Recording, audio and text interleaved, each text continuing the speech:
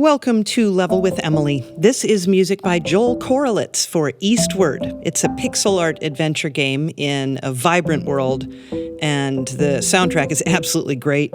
Joel wrote a ton of music for this game. He wrote more than 70 tracks, and some of those are more chiptune-y than others, but it's just so fun and colorful and absolutely wonderful. And here's Joel. Eastward, the story is interesting because it starts kind of in the middle. Okay. Which I always kind of appreciate because you're sort of thrown into this world, and as a player, you're kind of like, what's happening here? Like, and so without giving away any spoilers, this is all stuff players would probably figure out in the first few minutes. You're in this town, which is underground. So humanity, for some reason, has moved underground and has been living there for kind of a while because people are in really well lived in trailers, and like this looks like a settled, like the town that you start in, which is called Potcrock Isle. It's been lived in a while, and you portray kind of two characters, but the main character is the silent protagonist named John. And John's companion is this girl, Sam, he found, who's this mysterious girl that has these powers. And so you portray her because you can switch between the two characters, but also he's kind of protecting her. So there's sort of a relationship there where he's like her caretaker and he watches out for her, but at the same time, like he needs her to help solve these quests, and the adventure starts from there. So you're kind of like just plopped into this world, and you have to, the first questions you have are, how long have people been living down here? Is anyone going to make it out? Why did this happen? And so that's kind of the world of Eastward, and that's where it goes.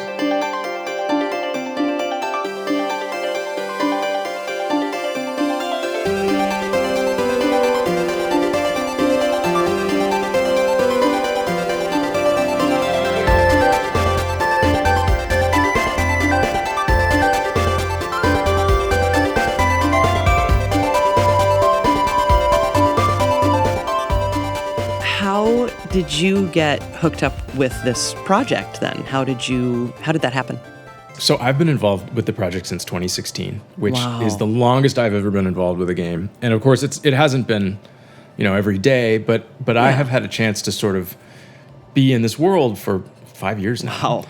It's an interesting story, and actually this is probably the first time I've said this publicly, although it's not a secret or anything. There was the most recent trailer, which got a really good response. It's kind of this chiptune, like arpeggio kind of propulsive piece.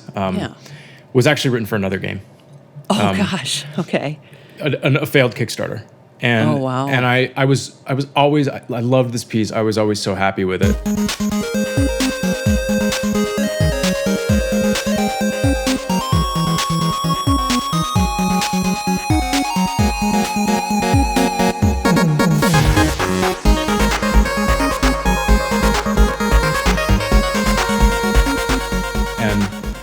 It caught the attention when, at the time, I think I wrote it in 2014 or 2015, it caught the attention of Pixpill, the developer of Eastward, based in Shanghai.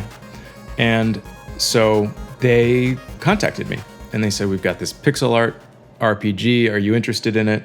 And I can tell you more sort of about how that process evolved, but what was so cool was because, I had the rights to this piece, and we ended up using it for the Eastward launch trailer. So this piece that sort of was the reason why we worked together ended up being kind of the final piece that sort of sealed Eastward as a thing.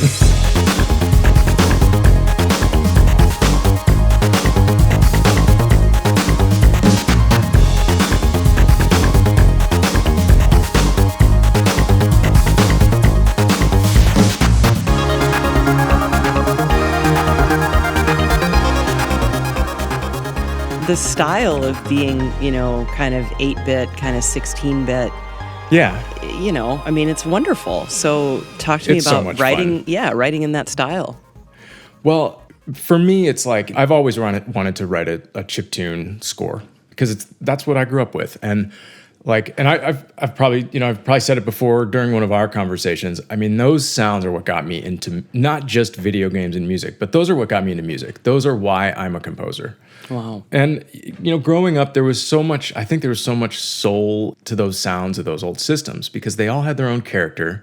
because the character of like the Nintendo Entertainment System and the Super Nintendo and the Genesis, all of which of course had different names in Japan, but they were all defined by the hardware and the chips that were inside. And I think that there's something really fascinating about the idea that the composers for those systems had to know the technology just as well as and so to me, I've always appreciated kind of like the duality of that job. And that's part of why I like doing what I do, which is I like opportunities to fuse the creative stuff with technical stuff, and it's just exciting to me. And I already went off on a tangent, but let me bring it back here to what you actually asked me, which is, what's so interesting about doing a pixel art game in a chiptune score in 2021 is that we're not bound by the rules of that hardware anymore. So for me, it was an opportunity really to just kind of make this score kind of a love letter to the origins of like what turned me into inspired me to be a composer, which is you've got this game, which is beautiful. It's this beautiful pixel art game that looks way better than 16-bit games ever did. So, but it kind of looks like how we remember 16-bit games looking, because at the time, like the 16-bit evolution, and talking about Genesis, Super Nintendo, or Mega Drive and Super Famicom, after like the 8-bit era seemed like it was just, it was twice as good, I guess. It looked so good. So it's this kind of like enhanced version of nostalgia. Yep. And what it enabled me to kind of, so Eastward has lighting effects, it has higher resolution, it has more colors, all that stuff, it just pops. And yet it still reminds us, it puts us right back into sort of that mindset of playing those games as a kid, if any of us did. One of the great things is, I think even if people didn't play those games as a kid, there's something to that pixel art and chiptune aesthetic that appeals to younger gamers too. I mean, my kids love it, and they never played a game like that growing up, obviously.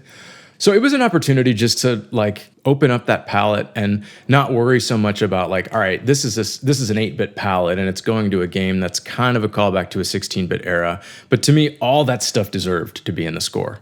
Yeah. So for me, it was kind of just a return to my roots and an opportunity to experiment with sounds that inspired me to be a composer.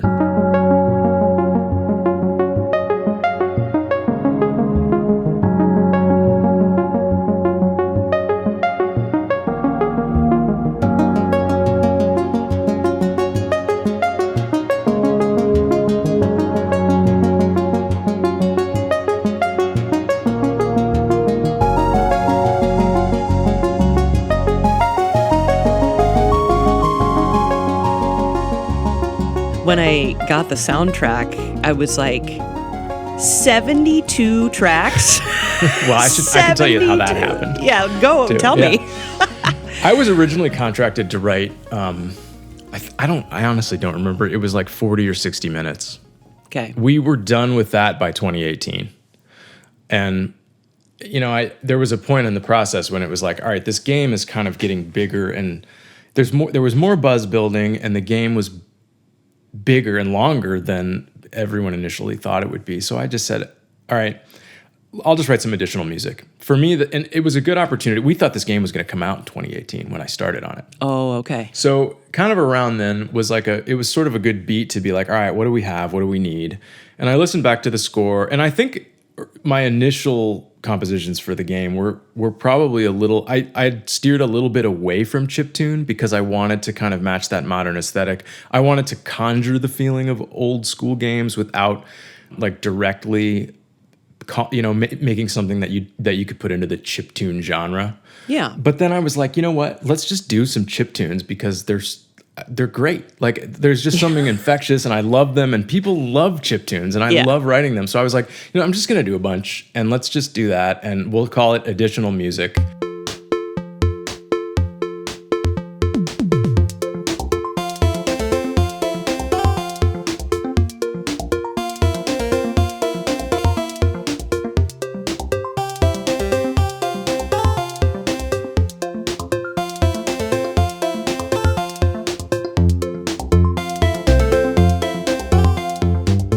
And then I think by the time we were done, and we finished I think I wrote a piece some of the last pieces just a month or two ago, probably. Maybe Oh, wow. maybe a little more than that, but Yeah. fairly recently in 2021. And I think by the time we were done, the additional music folder was like more music than the first round. Yeah. But I'm sort of glad it worked like that, because it was a good chance to be like, all right, what does a pixel art game really need? And it was a good opportunity to fill that out with some different genres. So it really is this total variety pack of video game music genres. And it's not all just callbacks and nostalgia for nostalgia's sake. I mean, Right. we tried to kind of temper it with some new flavors. And that's one of the things I love about the game and the world is it brings a lot, like I said, with the lighting engine and with the story and even some of the irreverent characters and the way that the dialogue works, or the dialogue itself, I should say the script, it just feels modern. And so this is not just a callback, and so I think for the music, it was like we needed a score that felt like it drew from a whole bunch of different stuff,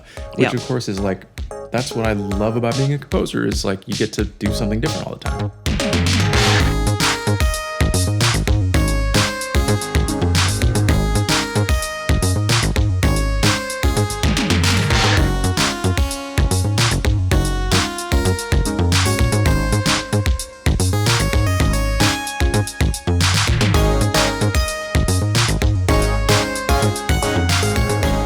The other thing, of course, is these are, loops, right? I mean, and it's not, you've been writing looping music for your whole career, I'm sure, but it seems different. So can you talk to me about that?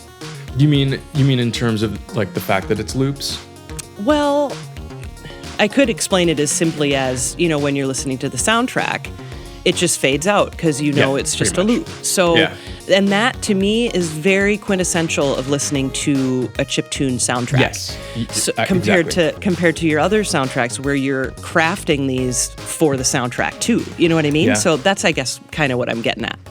Yeah, it was a good opportunity. I mean, as you know, I'm really interested in generative scores and adaptive scores and music that doesn't follow a linear form. But I also, I'm very careful about always doing what's right for the project. And in a game like Eastward, there's no need for this music to be adaptive. In fact, if looping music is going to recall the genre better than anything. So yeah, you're exactly right. All these pieces they just loop. Yeah.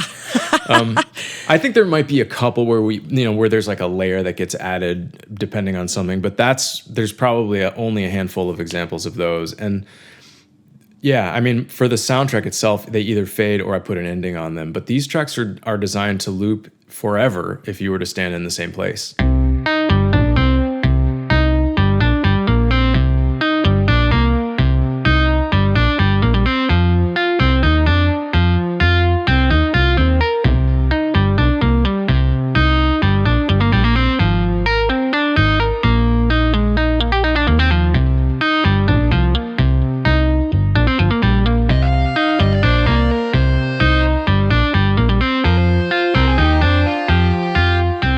And the other thing I love too is that of course the game isn't out yet as we're speaking right now. So my assumption is that you've made little songs for like if you go into the shop or if you go visit this one and that's so nostalgia, that word comes back again. You just love hearing this little tiny boop that you're going to hear when you go visit that shopkeeper. Yep. Yeah, where it's like you go into the shop, the town music fades out, and now we're in the shop. And it's the shop music. Yeah, and that's just I think it's like the implementation is, I still, like, no matter how much of a fan I am of adaptive and generative music, of which I'm a pretty big proponent of that stuff, as you know from Gorogoa and some other projects I've worked on. But like, I also think that the simplest implementation is always the best. And in this case, it was like, well, let's plop in a loop and then and have it loop indefinitely as long as the player's in that same place. But just because of the nature of these games, you're going in and out of different environments. You are communicating with different characters. So the tracks in Eastward either follow a place, a character, or a mood. And because that that dynamic is always changing because this is a story-driven game where you're interacting with lots of different environments and lots of different characters. That music is always changing. So really it starts to feel just like a playlist that you're constantly shuffling through. Yeah. And there's pieces that you'll hear recur throughout the whole game. Mm-hmm. To me, that's a big staple of this genre of kind of just hearing the same pieces. And to me, it's all just part of the world.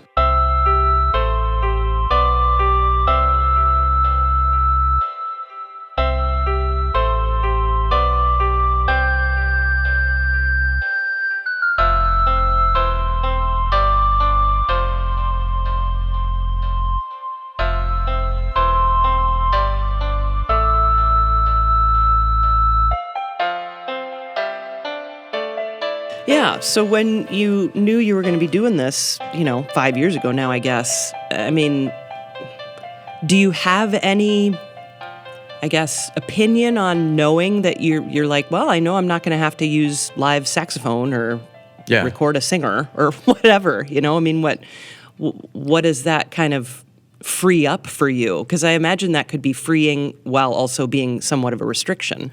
It is. I mean, any creative guidelines are always both. There are always restrictions and opportunities. And so, I think we knew that we weren't going to record live with players just because I think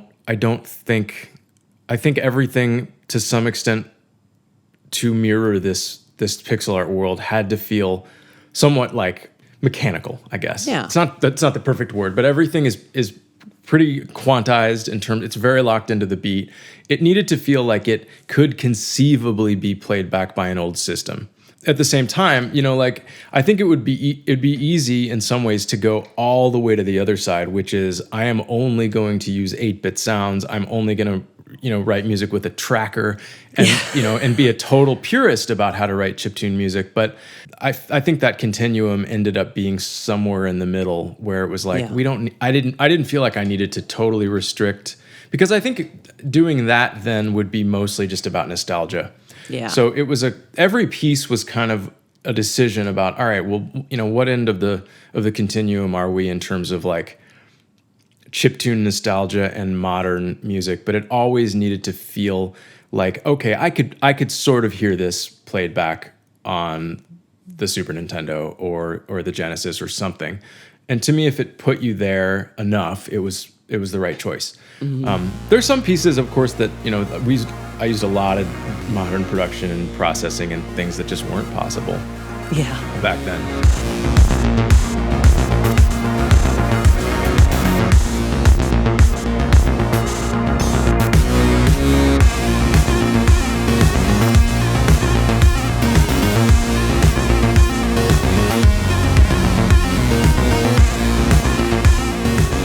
Like, that was a question I had the whole process, which is like, how do we define this thing? Like, does each piece need to feel the same or different, and how different?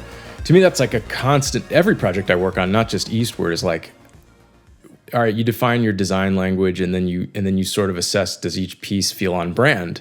Yeah. Really, I think that's the best way I can describe it, because it's like everything is a product, essentially. I mean, I know that makes it sound clinical and dry, but to me, it actually adds another dimension to it, which I think is pretty interesting. It's a puzzle to solve, and it's like, all right, does this piece fit this product? And I tried to not be like, you can't overthink it. It's like, all right, I could see this in the game, but then a product has to be multidimensional to work. So there were like one of the things the director Tomo of Pixbill suggested was, hey, we've got all these opportunities to like, where we just need a little something. We need like a little mood. So could you try just some ambient music that's just 1 or 2 layers?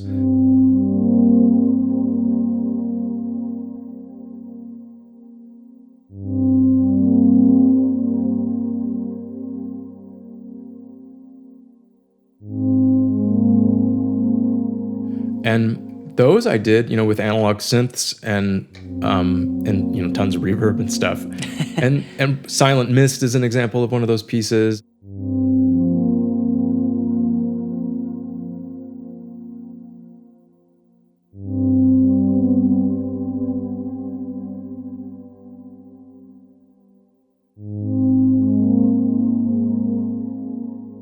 Some of that stuff it worked great, and it wasn't something that I would initially have thought to put in Eastward, because one of the things that, as you know, the original 8 and 16-bit systems did not do ambient, drawn-out, languid music very well, Right. because they just weren't. That's just not the sounds that. I mean, Metroid did a pretty good job actually with it. Well, Metroid, yeah. Yeah, but that's like gold standard. Yeah. So I think we ended up doing like 13 or 14 of these ambient pieces with one layer, and they worked great. And most of them are on the soundtrack too. So that's kind of how we ended up with 72 tracks, where it was like, let's just put it all in. Yeah. Sometimes I'm editing the soundtrack down, and in this case, I'm like, nope, if it's in the game, it's on the soundtrack. I love that.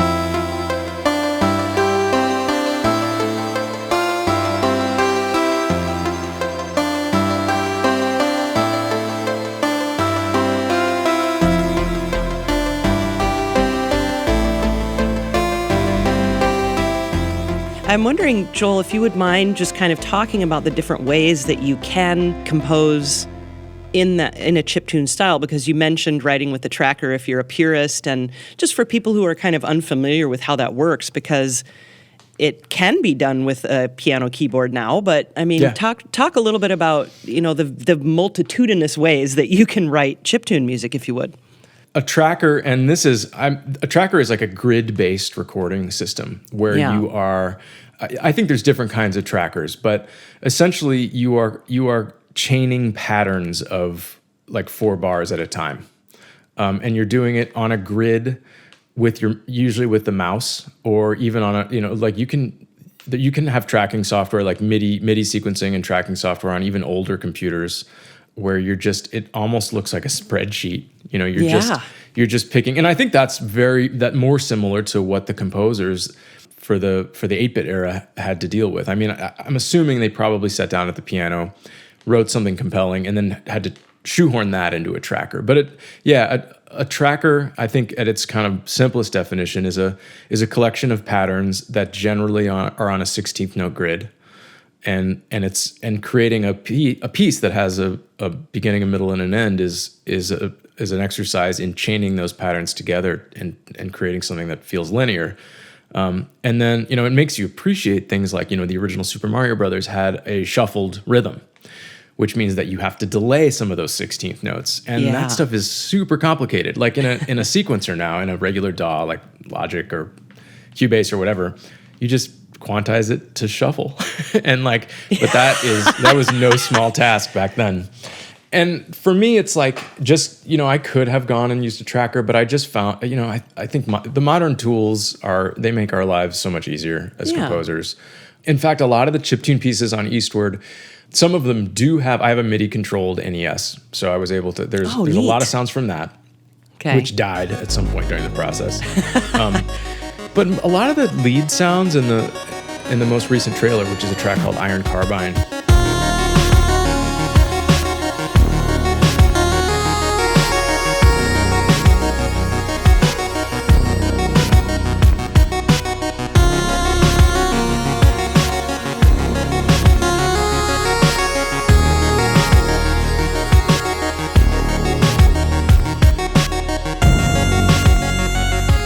Those lead sounds are just regular synths playing pulse waves. Because one of the things, and this is one of the things I teach, I do a day on this with my grad students in my music for games class, which is like, you don't have to buy like a sample pack of NES sounds or anything to make those sounds. They're just pulse waves with no filter. Wow. So you just get the duty cycle right, and it just sounds like an old system. It's great.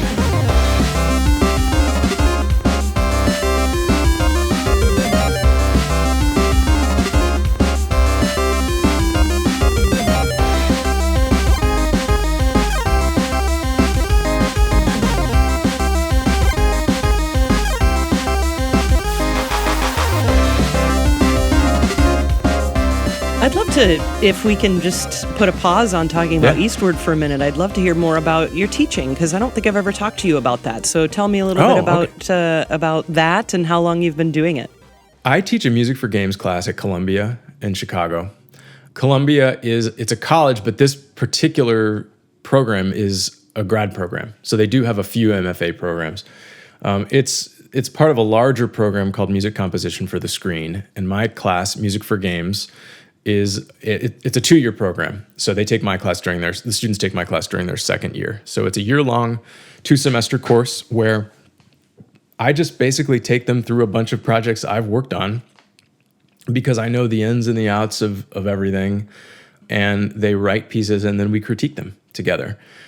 And the reason we do it like that is because I have found that this job, it's like I think every job is like this, where there's the job everyone thinks you do, and then there's what the job really is, which is everyone thinks that I'm a composer and I write music, and that's what I do. And it is.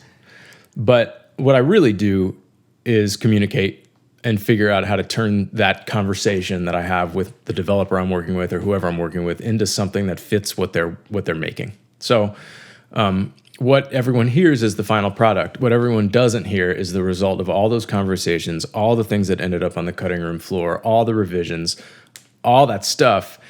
To me, that is what the daily life of being a composer is about. And that's what I try to teach my students, which is it's not just what you make, it's kind of how you respond to feedback. You know, getting some piece of feedback, like someone will be like, well, it sounds too... Well, the thing I get the most is this conversation about energy, which is like, it doesn't have enough energy or it needs more or something. Mm-hmm. Everyone means something different when they say that. Yeah. So figuring out, well, what does the person I'm working with mean is a huge part of what I do. And that's why like every project is a new relationship.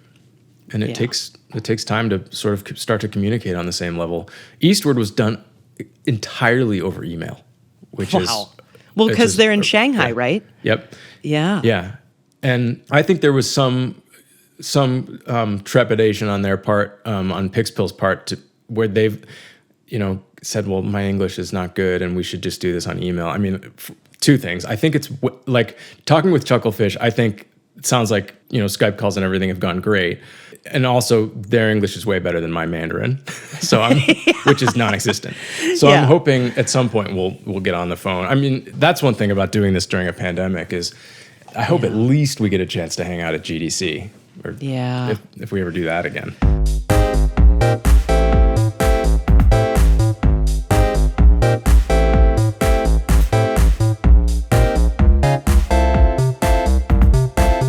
But yeah, that whole dynamic of talking to, in particular, non-musicians about music and what music they want, can be an uphill battle, Yeah, and one of the things we talk about is like, if you write a piece and your client or collaborator, developer, whoever, is like, there's, can you just change the organ sound or the trumpet sound? And there's no organ and trumpet in the piece. I'm like, don't be like, there's no trumpet in the piece, you idiot. That's one thing where it's like, well, how do you respond to that? And that's one of the things that comes up, because it's like, all right, well, to me, it's like, well, let's figure out what sounds like a trumpet to you, or just shutting up about it and figuring it out yourself, which is, because like, really, that's what I'm hired to do. I'm hired, like, a composer is, especially, for a game or for when you're contributing your music to something, you are there to help the process. And that's how you get hired again, is just being helpful. So to me, like, I think one thing that's really interesting is I will give feedback. I will give feedback the same way a developer gives feedback. So I don't tell composers what chords to play, what melodies to play, anything like that. We don't do a deep dive into that. But I will say stuff like, this, you need to feel more like a hero in this battle, or this needs to feel sad, or whatever. I mean, and the composers will be like, how do I do that? I don't know. What should I do? And I'm like, you figure it out. So, and I help guide that process a little bit, but that's our job, is like, all right, figuring out like, what the hell does this person mean when they say this? Mm-hmm. And to me, that's the job. And like, I enjoy that communication, and that's why I like this. I think it's, sometimes I think composers are surprised that that's really what the job is, because you're not just getting hired to do whatever you want. You're getting hired to listen to somebody and write music that reflects their vision. And, of course, you bring your own to it, too.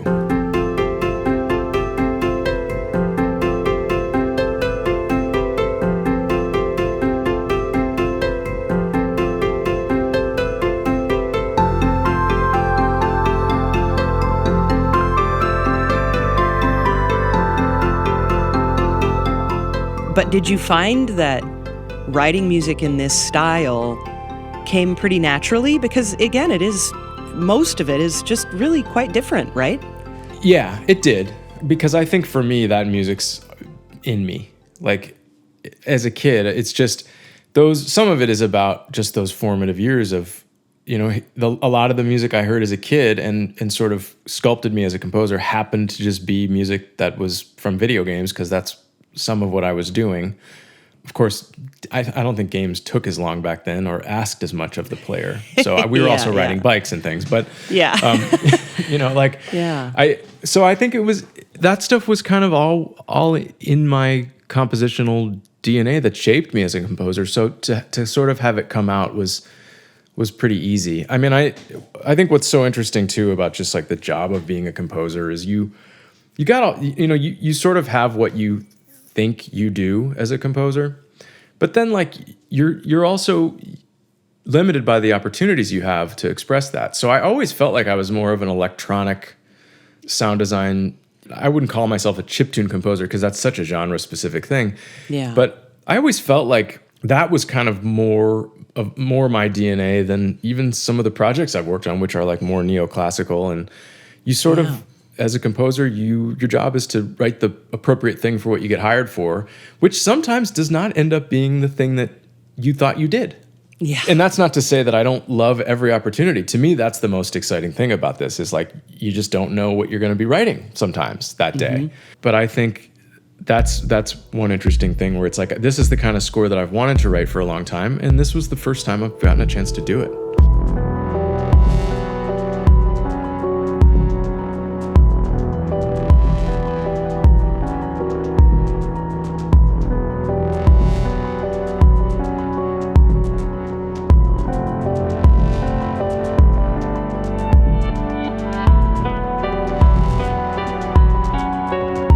Did you get a chance to play it much? I mean, I how? have. Yeah, Okay. I should admit I'm not totally done with it yet. I have played through most of it, and it's enchanting.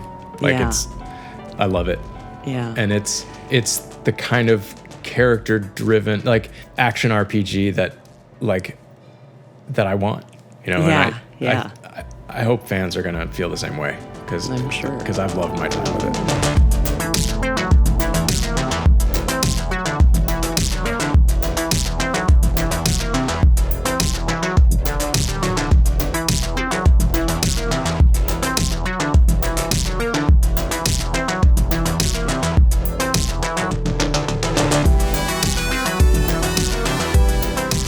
Is there anything you're working on right now that you can tell us about?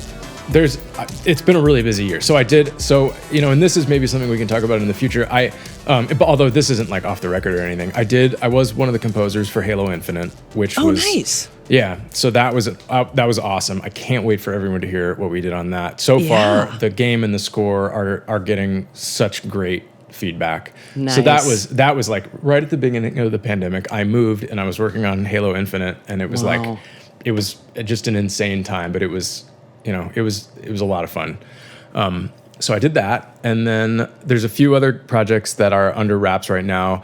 What I probably can say, because I'm on the website now, is that I am contributing music to Solar Ash, which is Heart Machine's next game. So nice. That's coming together really well, and I love working with that team. So Rich Vreeland, Disaster Piece, he's on that team. Troop Gamage is the audio lead at Heart Machine, and he is a gem. Like, he is one of the most articulate, awesome to work with people I've ever had the pleasure of working with. So I'm excited to say more about that project, but that's probably one of the ones I can say more about. Oh, and I did another game with Annapurna. I did a beautiful narrative story-driven game called A Memoir Blue, which is much different. It's a really heartfelt, emotional story, very restricted palette, very intimate. I also supervised 3 songs that are in the game. So cool. I also do a lot of it's kind of different, but it's also related because it's all music. But even in the sense that like video game music has UI sounds and music, and item pickup sounds, and that's very similar to the work I do in audio branding. So I've done a lot of UI and chime sounds actually for the automotive industry lately. Oh, fun. Yeah. So Okay. Actually, if you drive a Mach-E, the new Ford Mach-E, and you hear the chimes, I did all those. And then there's a surgical robot called the Da Vinci that I did a lot of the UI sounds for. Oh, wow. That's the one from They Did Surgery on a Grape, which was a meme a few years ago. So Okay. it's the surgical robot from that meme. Oh, that's so cool. Yeah.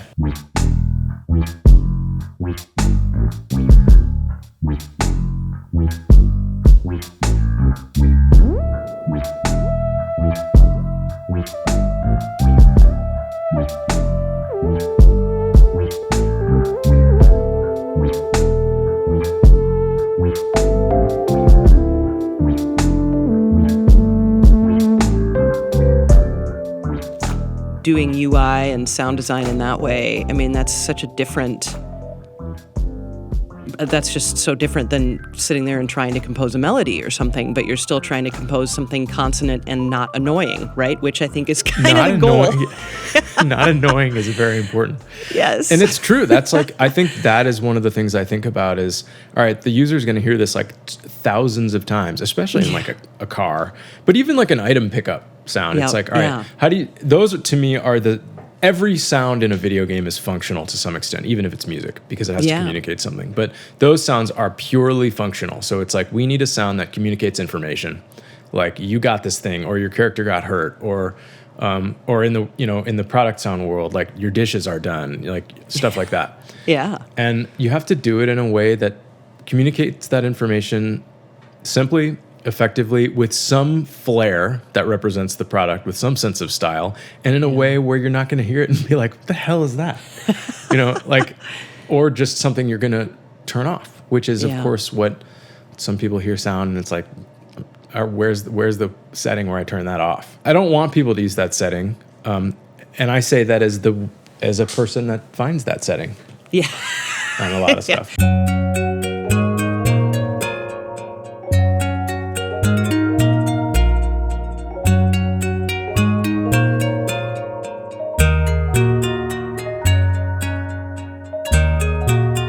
With Eastward, did you do any implementation? I don't think you did sound design. Did you? I didn't. No, okay. Sound design is being done by Hyperduck. That's what I thought. A studio out of I think Ireland, and it's sounding awesome. So yeah, this was a game where I had the luxury and the pleasure of just writing music. Yeah. I didn't do any of the implementation aside from just making the tracks loop, which is another just little thing we talk about in class, which is how do you make a seamless loop? And it's pretty easy. But so everything I delivered, I ensured would just loop seamlessly so that the developers didn't have to do anything or too much extra. But we did pick a very implementation light musical strategy for this game. Yeah, it's always different because sometimes I'm doing it, sometimes I'm not. Sometimes I'm doing some of it. Oh, and speaking of that, I'm doing music for a VR game called right now I think it's a working title called Project Clockwork, being developed by a studio called Pontoko, formerly I gotta look it up because I can't remember what they called themselves before. Oh, A Stranger Gravity. Okay. They did a game called Gathering Sky, and so I am doing some of the music implementation for that because we're doing a pretty interesting adaptive model where there's these kind of what we're calling musical soups where there's like a layer that comes in, and then there's other layers that come in, kind of like Gorogoa, except it's rhythmic. So it's this true polyphony because everything has to be compatible with everything else. Yeah. No matter when it comes in. So that's always that's a musical puzzle, and I like solving those.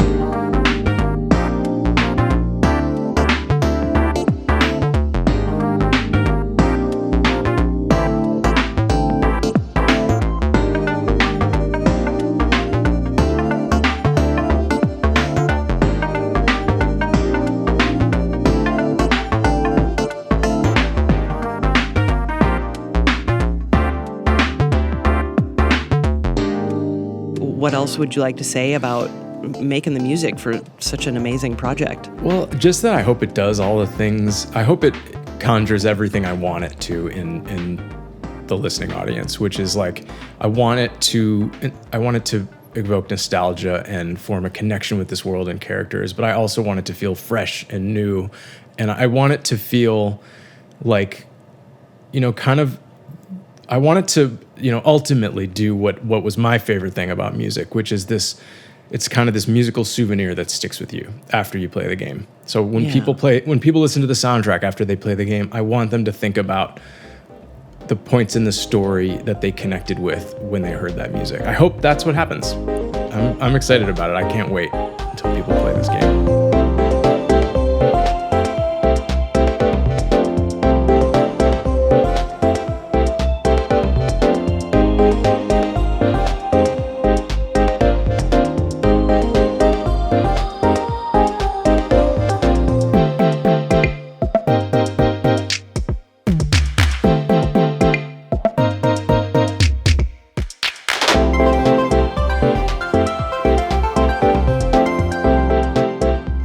Tell me about how people listen to the soundtrack, Joel. Well, it's an exclusive right now. It's exclusively available on Bandcamp, which is just joelcorelitz.bandcamp.com. If you go there, Eastward, you'll go right to the Eastward release. You can pre-order it now. It'll come out on September 16th when the game comes out.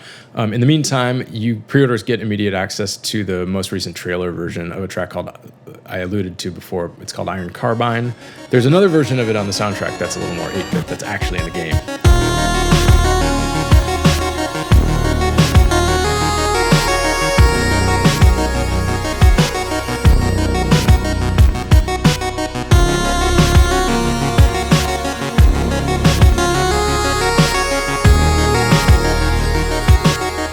Always a pleasure, but a pleasure to talk to you today. It's great to talk to you too. Thanks so much for having me. It's really fun to talk about this.